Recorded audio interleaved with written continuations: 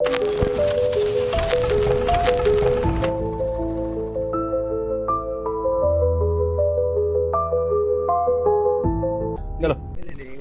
Video থেকে লাগাতে যাবার উঠেছিল।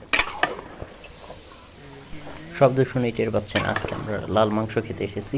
লাল বোনা, অস্থির পেঁয়াজ দিয়ে লাল বোনা। সকাল থেকে আগ্রহ নিয়ে সবাই বসে থাকে এক লাল বোনা খাওয়ার জন্য।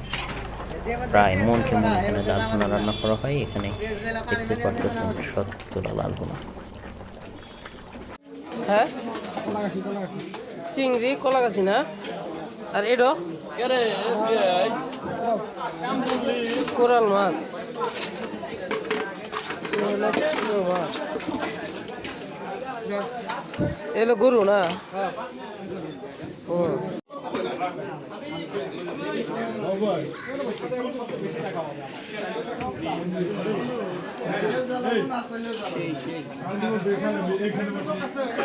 কেমন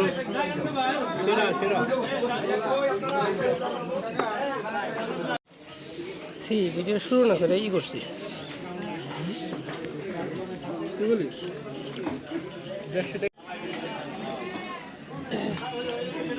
সবাই জানে খাওয়ার পরে মিষ্টি না খেলে হয় না। মিষ্টি হলো খাবার হজম করতে সাহায্য করে। और अभी तो रुको, क्लाइमैक्स अभी बाकी है।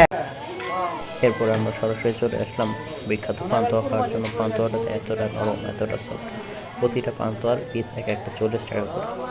এই মিষ্টি যে একবার খাইছে সে বলতে যেন বারবার খেতে চাই।